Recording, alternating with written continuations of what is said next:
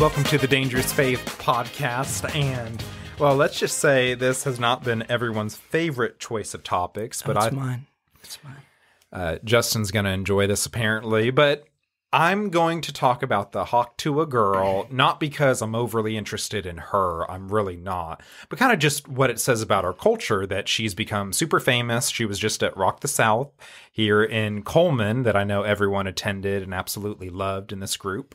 But anyways, we're going to talk about just her for a moment and then make it a little bit more broadly about the culture. With me, we have Zeke, Blake, Justin, Isaac, Mackenzie, and Mariah, our Dangerous Life team. And so, all right, here's the part that I'm a little worried about. For those of you who aren't especially online, first off, God bless you. You're probably much happier than the rest of us. But for those of us who are not online a lot, you might hear, okay, Hawk Tuah Girl, what is this?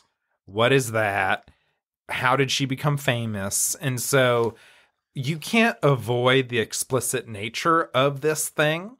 So I'm going to ask someone here to explain her and her comment in the most mildest explicit way you possibly can. Justin is staring at me very intently. Are you up to the task, Justin? See, here's the thing. I'm not about censorship. If I'm going to express my true self, I cannot be censored. Okay, so are you able to, again, to talk about this? It's going to be explicit because that's what the comment is. But are you able to just say the just plain details as opposed to riffing on it as you love to do? What she is referring to when she says Hawk Tuah, spit on that thing, is an act between two consenting adults that would be quite pleasurable, is what that's referring to. Is that good enough for you, Mr. Williams, or should I go into more detail? That was way worse. That was more vague than I thought you were going to go into, Because you but that hit almost me. makes it worse because Here, then I've got it. Okay, I've got Blake's it. going I've to got try it. now. Okay, so we need an explicit content warning on this one, okay? We will have that. So explicit. So, Hawk Tuah. Way to go, Isaac. Hawk Tuah, spit on that thing. I'm going to use okay? we really do we need Yes, imagery? because it'll make sense. It'll make Yes, sense. yes, It'll we make need sense. So, if you take a boiled hot dog and you just kind of give one of those little So, Or take a- witnessing Fergie versus the other girl that we watched last night, where Fergie actually sounds good compared to... Yeah, I'm just saying, So like, Justin's mine was isn't way as bad better now. than that. All right, so There's no way to explain this thing. If you take all right, here we go. Basically, there was this young college-age girl. She was on, just out and about, and as often is the case with social media content, someone was like asking her a question. So someone's asking her a question. They're recording her on video about something sexual in nature. And so she made that comment, and it's really an oral sex reference. So that's where the sound effect Oh, I didn't know comes we could from. say sex. I would have said that. I Way would to have go, told. Mr. Williams. I didn't know what we were. I would have totally ditched the hot dog analogy. No, you can't used now. the old hot dog and donut method. But anyways, and so what happened was her comment blew up, and she got super famous off of it, making tens of thousands of dollars to appear at places. She appeared at Rock the South. I don't know if she made a lot of money. Bless you. She made a lot of money off of that, and now there are talks about her having her own reality TV show. And so basically, off this one comment, she got super famous, which one, you might see the humor in that. Oh, she's just cutting up, joking around. Another part, you might think, oh, that's a little sad that our culture would immediately elevate someone for a off-color joke, and then now she's famous and she's going to get rich off this, etc. So I guess I'm going to go from there. Why in a world that's very crass anyways, explicit, pornography everywhere, people are rude, gross, all that nasty, why did she get famous? Her specifically. Any thoughts on that?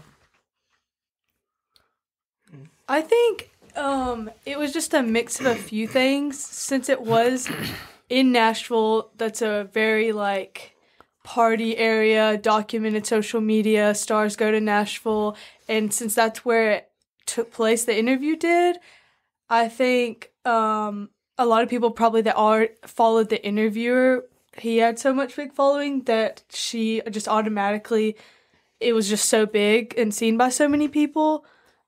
But yeah, I think that was like part of the reason that it just blew up. I mean, that explains like why she went viral, but I mean, plenty of stupid things go viral every day. Why do they not become famous? Like, I really don't know the answer. Like, I don't understand how someone goes from a 7-second clip of saying something stupid to having their whole team, PR team, and all this stuff to show up at events, like, not even that much later. Like, I don't understand. I don't know. What I was going to say before you just completely skipped my turn, Mr. Adams, we're firing you, by the way, just so you know. I can't pay attention to you right now with your cut. What he's referring to is I cut my lip shaving. Jerk. Were you watching the drip while you did it? Or? Shush. But anyways, the reason that girl got famous is much more simple than what everybody's saying. It is because she's very pretty, and it's because she made a sex joke. It could have been any other pretty girl making a sex joke, and people would have reacted just the same. Justin, but there are lots of sex jokes and pretty people out there. Why did it happen to her? As someone who watches a lot of memes and stuff like that, it typically does. Now, why her just a little bit more than everybody else, I don't know. But, like, what is the one girl, the Catch Me Outside, how about that girl? Oh, Bad Baby? Had a whole career because of her saying that on Dr. Phil. But she ended up actually like having talent. No, she didn't. Talent's a word, depending on if you like her rapping. It's so bad. Blake, you had some thoughts? I think the reason why she went famous is because, like, one, she's super redneck. And so, like, it's just a combination of, like, her, yes, I agree with Justin, her being, like, I don't think she's pretty, but, like, she's how really, rude. Dude, she's really not. But anyways, and I'll tell you that to her face. But... Well, she's out right the south. You can... I know, Well, good for you because she's here right now in the studio. Welcoming in the Hawk Tuah Girl. Yeah. Anyways, go on. But Blake. it's just like Southern accent. You know, she's what some people would say she's pretty, and you know, she's in a world where it's like where also too like she's talking about things like what do guys like, and if you look at social media, it's normally just like putting men down about something, and she's like, and they're like, how do you keep a man? And she goes, spit on that thing, and then everybody's just like, that's hilarious. Let's replay that like 50,000 times. Okay, so that goes into a little bit of deeper waters. A couple things in defense of her. One, it wasn't man bashing. It wasn't. Oh, actually help your, in some way, shape, or form, partner to feel good, doing something for your partner. So that's one way of looking at it, as opposed to being terrible. So that's an interesting comment. And another one was, it is explicitly, so one thing I talked about in a couple different ways was this year's Pride Month was very toned down. I don't know if y'all noticed that. Yeah. It was there somewhat, but the Pride commercials, it was not what it's used to be, what it has been in past years. So there's been a backlash against the LGB type, I guess, advertising and messaging. And this was a part of that, where this was a very straight sexual comment. And so going into other directions, people are like, oh, that almost refreshing in a way. It's off color, it's sexual, it's explicit, but it's also straight sexuality, which is kind of wild. So between it being actually, it's deemed, depending on your thoughts, good in a relationship, not bashing your partner, actually wanting them to feel good, combined with a straight sexual act, which again, where there's a lot of LGBT stuff everywhere, it was almost that almost helped it to be more popular than it probably should have been. But any thoughts there, Mackenzie? Yeah. I just think that's so sad as you're explaining it, that is the standard for relationship. Like the fact that it went viral because it wasn't, bashing a man, and it was just, just plain like sexual, that women think that's okay to say. Like how crude. I don't know. It's sad. it kind of like blends in with the girl that said the N-word. What was her name? Lily Gaddis. Lily Gaddis. She has a platform. News to me. Yeah, this lady launched it was just completely racist is what she did. But she said a couple of conservative things, and they're like, "Ooh, that's free speech." Like, it's the same. It's just kind of like that same thing. I guess for so long we've had the opposite. Watch what you say. Don't say that word. Say this word. Respect my pronouns. Watch these two guys kiss. We've had that shoved down our throats so much. It's like how we've reverted back to the other extreme, which is like, say the N-word. Show me heterosexual people kissing. It's awful. Like we're just. I get what you're saying. Let's go back to the gay people kissing. I like your message. I love your message. So I think y'all are hitting on good points that we're swinging the other way, but too far. Too far. Way too far. Then we forget that, maybe talking about sexual acts in that way, it's kind of disrespectful. That's not really a great thing to do. That's what, as Mackenzie was pointing out. But the broader conservative culture is like, oh, you're a hero. So Lily Gaddis, she was railing against Fauci and COVID and Biden. She says some racist things. She says the N-word. Then conservatives are like, oh my goodness, she said a few things we agree with. Let's make her popular. And then she did the whole podcast circuit thing. You get popular, I guess, and then you just go on various podcasts, and that's what you do. And so Lily Gaddis would be another example of that. You have something? Mariah, did you have something to share? I was just going to say, I think it's interesting to just like a lot of times women are the ones that it's more accepted to be so like sexualized with everything, and it's just accepted because it's just how it is. But I don't know, I think that's just interesting to note because that is what gets big. Like if she were, I think she wouldn't have gotten big if she would have said something like, oh, no, thank you, randomly, like, or walked away or just said, no, thank you. Like, this would have never happened. Yeah, it definitely accomplished, like, getting attention, which I think is what a lot of women will do when they revert to that overly sexualized behavior or, like, talking crude like that, is they're doing it for attention to get, approval from a man or other women, to kind of like rally together around being, super sexual and stuff. But it's just,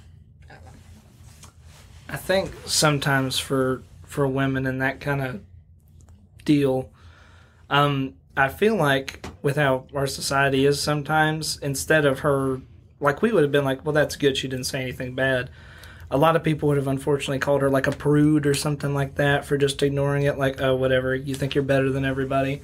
That happens often a lot of times when people do that stuff. So had she gone that direction, no thank you, not going to comment, or walked away or something, there's a segment of people online that would have attacked her for that. If they would have even included that. That's true. If they would have included it in the video, it's almost like a lose-lose. Yeah. Zeke, you had some comments? Yeah, I think we're kind of...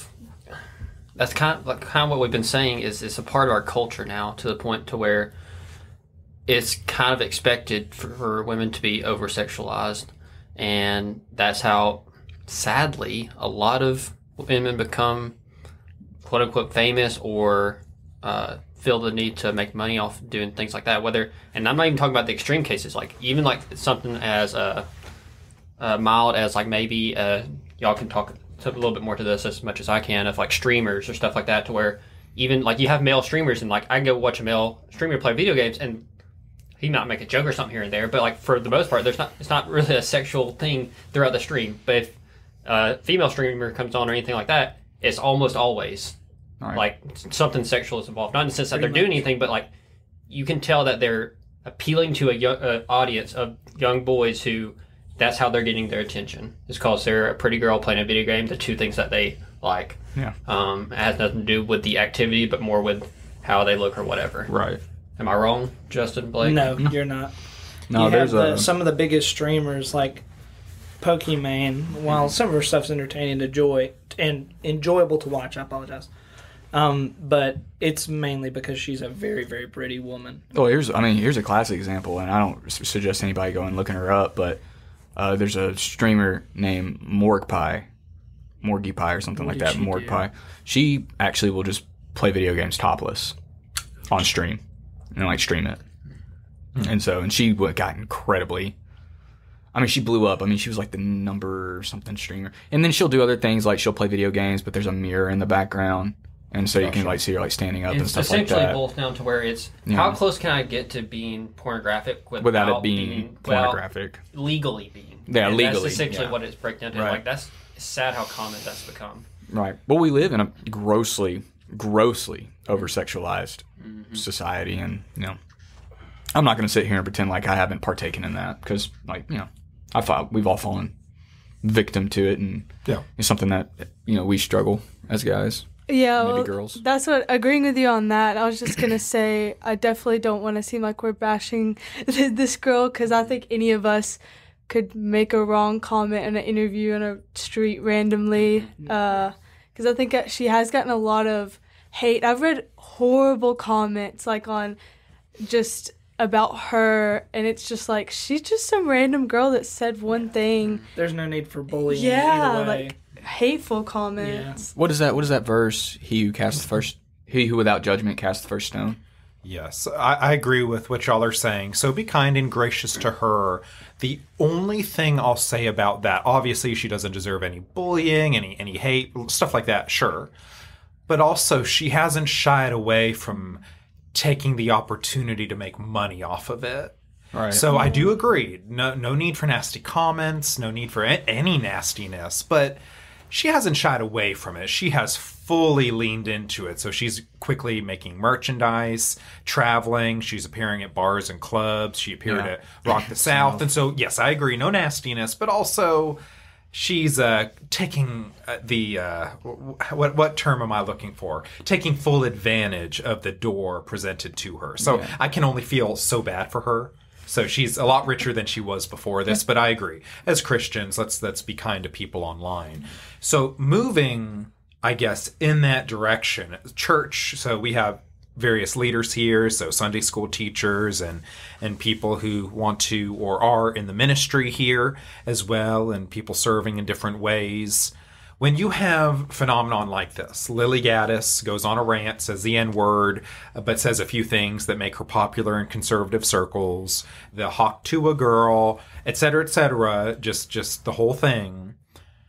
How should we respond to that? What should we do when it comes to addressing culture, the way we treat people, the way we talk to one another? Any broad thoughts from a church perspective? I think we have to stand on truth, and it's the truth that we've rooted our faith in. If we're to be like Christ, what does that look like? And that's something that, it's just like what we were talking about earlier. She got to go to this Rock the South thing, and if anybody with a computer can look it up, or a cell phone, they'll see that we had 2 pastors and the guy who ran it pray over the entire event. We were talking about that this morning. Yeah, and then they put a giant metal cross on top of it, but yet you're still going to invite this girl, or what she's known as is, quite frankly, what she's known for is promoting sexual immorality. It's like, I don't agree with it. I don't think we should, for me as a Christian, I won't support it. I won't give my money to that. I absolutely agree with Blake. We have to stand on truth, but I think we can take kind of our church's motto here, where me, Blake, you, and Nate go, is the truth and grace. Give this woman the grace, but we stand on the truth. We do not support the things that she's talking about at all, or what she's standing for, but we give her grace because God's given us grace. Mm-hmm. Yeah, I think as a woman, I would try and appeal to the reality of it, of making that comment comes from a place where she thinks that's the right way, or that's how it shows her sexual ethic. And appealing to that is showing how broken it is, that having multiple partners, having one-night stands, having, just randomly hooking up with people there's a darkness to it. There's an emptiness in it. There's brokenness.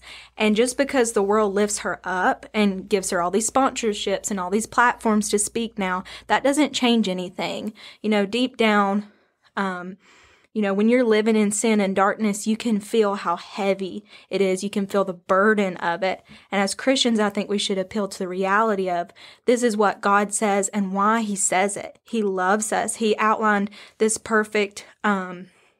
these perfect roles of marriage and how we should, you know, engage in a gift that he gave us for a reason, is to protect us from that darkness, that brokenness, that emptiness that you feel.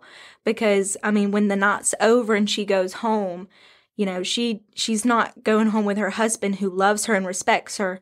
You know, she's going home alone, and she's just had this encounter and she feels that. And so I think as a wife, we need, or, you know, I would offer the joy that comes from being in a marriage that is secure and has a foundation of Christ, rather than, you know, what the world says is okay and will make you feel good and all this stuff. Yeah, I think it's just so hard with people that get big now because they have gotten, say, famous or big off.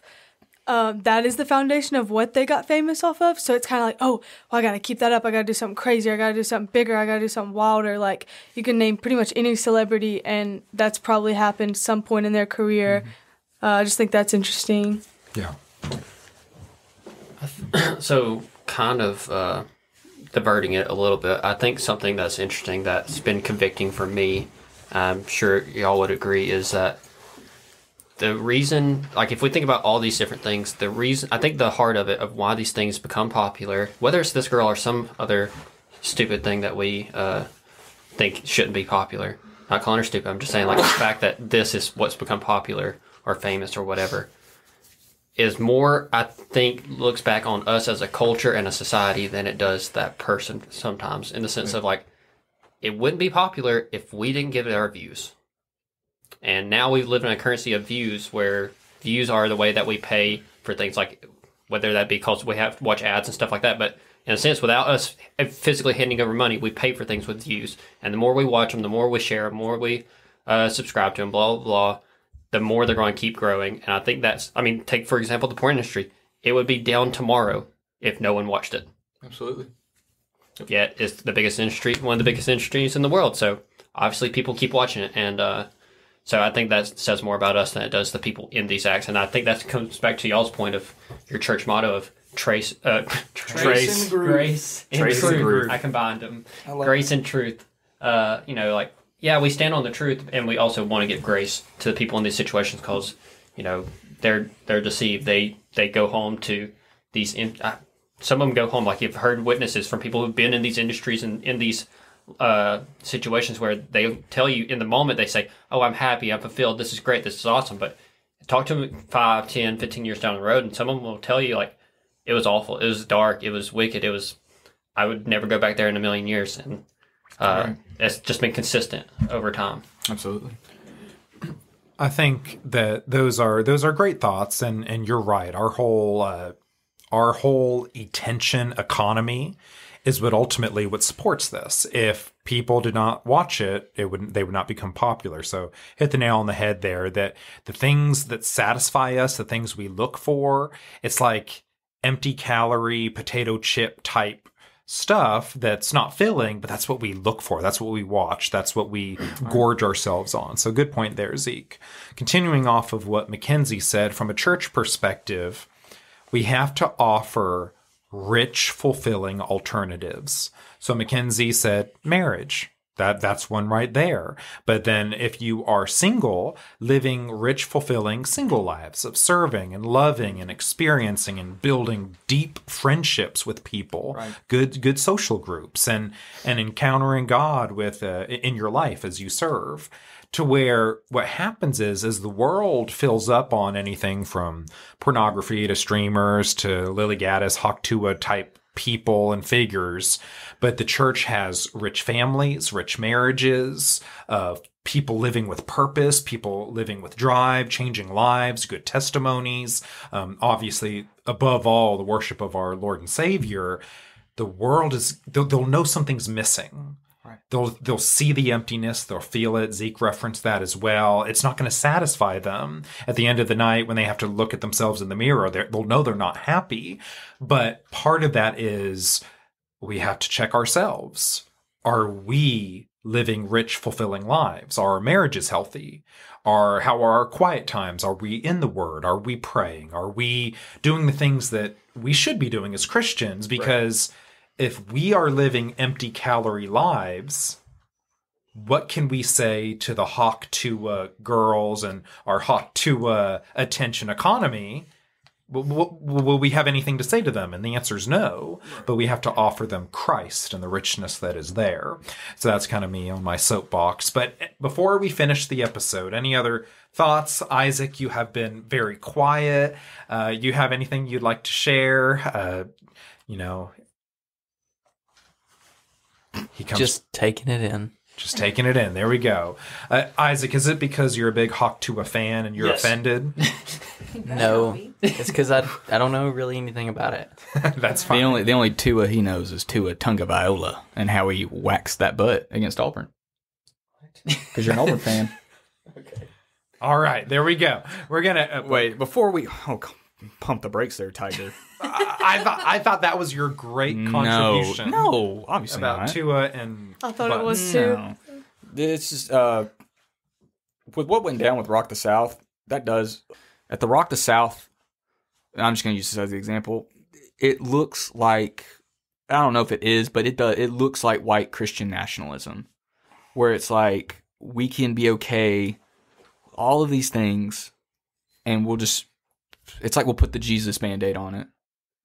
So we're going to have all this debauchery, alcoholism, whatever goes on, immorality, whatever goes on in these concerts. But we're going to put a giant cross, have a couple pastors pray over the event, which there's nothing wrong with prayer. But it just looks like, it does. It looks like white Christian. It's a bad, to me, it's a bad example of Christianity because people are like, well, they get to be animals at this concert and all they got to say is, hey, Jesus, I'm sorry. So the worry there is for those who cannot think critically or do not know how to, Right. Their thought is, oh, if I attach a prayer, God now blesses everything that's happened. Right. It's all good. Right. And that's called cultural Christianity. Yes. I'm going to do what I want to do. And then at the end of the day, I'll just add some Jesus and I'm good. Exactly. And that's how we get, that's just how we get messed up things like that. And it just puts Jesus in a bad light. And that's our whole, to me, that's one of the reasons why I'm here, is to make sure that Jesus gets all the glory that he deserves. Yeah. And, the beautiful thing is we find out in Romans too, it doesn't matter how much good we do or how much bad we do, God's going to use it for his glory regardless, because that's how God's sovereignty works. But that shouldn't be an excuse for us to just be delinquents. We should live in the richness and the fulfillment of God.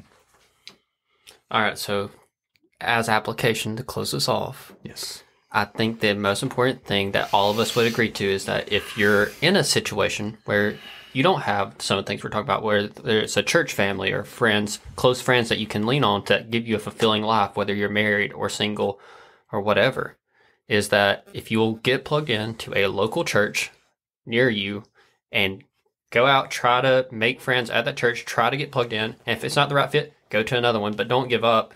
That this is stuff that we've gone through and we've experienced, and we would never change it. That's a great point. Go get plugged in, exactly like Zeke said.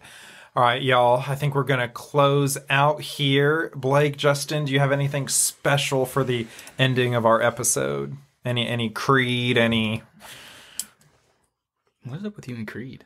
That's because that's what you do. We don't like Hawk Tuah. Oh, that was awful. That was a Blake pretty said- good said do something impersonation. better. Do something better, Oh, do dude. something better. Watch this, guys. What? That was dumb. Turn off the podcast. Just end the podcast. Yeah, that's what you're supposed to do. I was go, watch this and then just end the podcast. Well, you could do that. Why would I do that? You made This was my last show. I'm retiring from everything. Thank you all for listening. Blake, we all make mistakes. It's okay. It's okay. I am a mistake. So love you. Remember, Jesus loves you. Stay into the word and stuff. I will not be here. I'll be in heaven. Goodbye. Bow, bow, bow, bow, bow, bow, bow.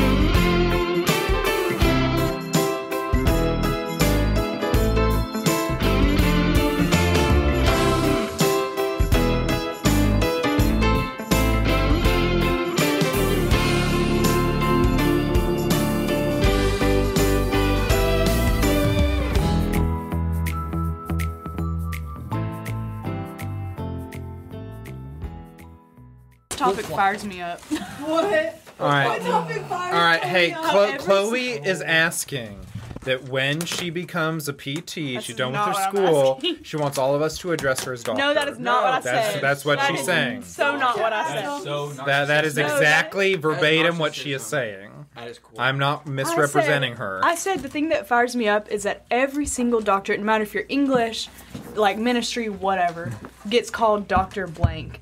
PT does not. Nobody ever. That is weird. Nobody ever calls you Dr. Adams, Dr. whatever. To be fair, And I'm like, I'm gonna earn my doctorate. Like, why am I? That is what weird. are you doing? I'm gonna be diagnosing people. I'm a doctor. I'm gonna be a You doctor. just bend people's arms all day I mean- in school. I can diagnose people, not correctly, but I can diagnose somebody right now. Nate, you have stage 4 retardation. We already knew that. It's fatal, I know. I haven't learned about that one It's yet. contagious, though. Can you teach me about it? You just need to watch me and you'll be like, yeah, he has it.